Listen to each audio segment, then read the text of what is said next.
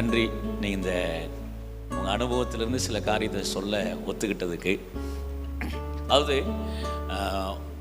என்னதான் ஊழிய களத்துக்குள்ளே ஓடுனாலும் சில பிரச்சனைகளை நாங்கள் பார்க்கும்போது எழும்பி வருகிற அடுத்த தலைமுறையாக இருந்தாலும் சரி, ஊழியத்தில் வேகமாக ஓடிக்கிட்டு இருக்கவங்களையே நான் பார்க்குறேன். என்ன ஊழியம் அப்படின்னு கேட்குற அளவுக்கு நிறைய பிரச்சனைகள் இருக்குது.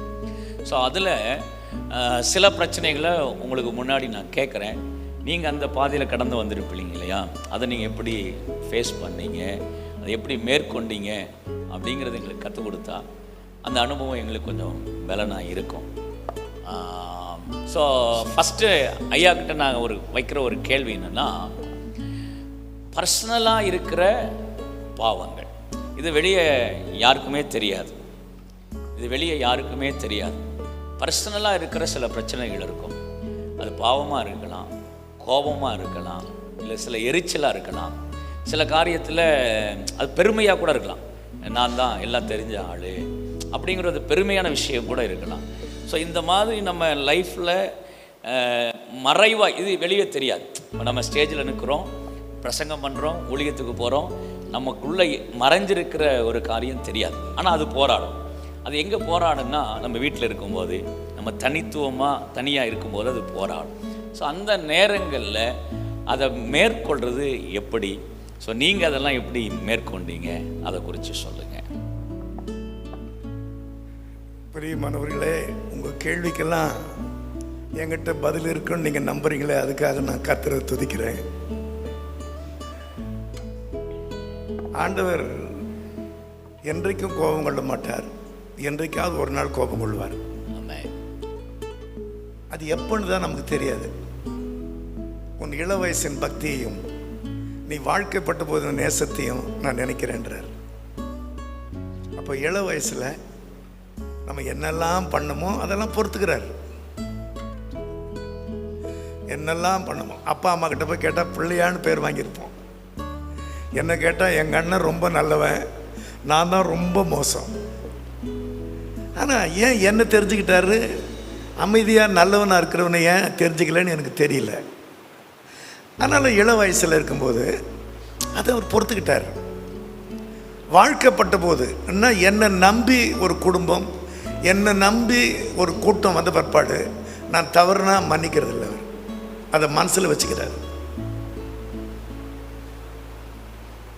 என்னைக்காவது ஒரு நாளுக்கு அந்த கோபத்துக்கு வழி திறப்பார். அப்போ தான் நம்ம சிக்கிக்கிறோம், ஏன் எனக்கு நடந்தது அப்படின்னு. ஆக இள வயசை ஆண்டவர் அது மாய விட்டுட்டார். சொல்லுங்களேன். ஆனால் வாழ்க்கைப்பட்ட பிற்பாடு உங்களையும் நம்பி ஒன்று சொல்லுங்க, உங்களையும் நம்பி ஒரு கூட்டம் வந்த பிற்பாடு ஒரு சின்ன தவறு செய்தாலும் அவர் மன்னிக்க மாட்டார். ரகசியம் சொல்கிறேன். மோசே கோலை நீட்டிட்டார். இன்னொரு முறை நீட்டு, இதே வேலையை போச்சுன்னார். அப்போ எல்லாருக்கும் முன்னால் நீ என்னை பரிசுத்தப்படுத்தலையேன்ட்டார். கவனிச்சிங்களா? ஸோ கோலை நீட்டினார். அவர் இதே வேலை நீட்டில் அவர் அடிச்சிட்டார். டென்ஷன். ஆனால் சொன்னபடி கற்பாரில் தண்ணி வந்துருச்சு. ஆனால் என்ன சொன்னாருன்னா, ஜனங்களுக்கு முன்னால் நீ என்னை பரிசுத்தப்படுத்தலை, நீட்டுன்னா அடிச்சல, அதனால் நீ கானான் தேசத்தை பற்றி பேசுவே தவிர பிரவேசிக்க மாட்டேன்ட்டார். கோபம் எங்கே வந்துச்சு பாருங்க. அப்போ பரலோகம்னு பேசி அதுக்குள்ளே பிரவேசிக்காமல் போனது எப்படி? அதனால் ஆண்டவர் நம்மளை ஒரு கூட்டம் நம்பின பிற்பாடு, உங்களை நம்பி உங்கள் மனைவி ரொம்ப அதுக்கப்புறம் துரோகம் செய்தால் என்னைக்கோ ஒரு நாளைக்கு அவர் கோபத்துக்கு வழி திறப்பார். அப்போ நம்ம தப்பிச்சிக்க முடியாது. இந்த பதில் உங்களுக்கு பிடிச்சதா பிடிக்கலையான்னு எனக்கு தெரியல. அவர் கோபத்தின் மில்லாற்றை கண்ட மனுஷன்னா உதப்பட்டு புத்தி சொல்கிற கேளுங்க. விசுவாசம், நம்பிக்கை, அன்பு. இதில் அன்பு தான் பெருசு. இந்த மூணுமே நம்மக்கிட்ட இருக்குது. விசுவாசம் வந்துருச்சு, நம்பிக்கை, அவரை விட்டு நம்ம எங்கேயும் விலகி போக முடியாது. நம்பிக்கை, அன்பு.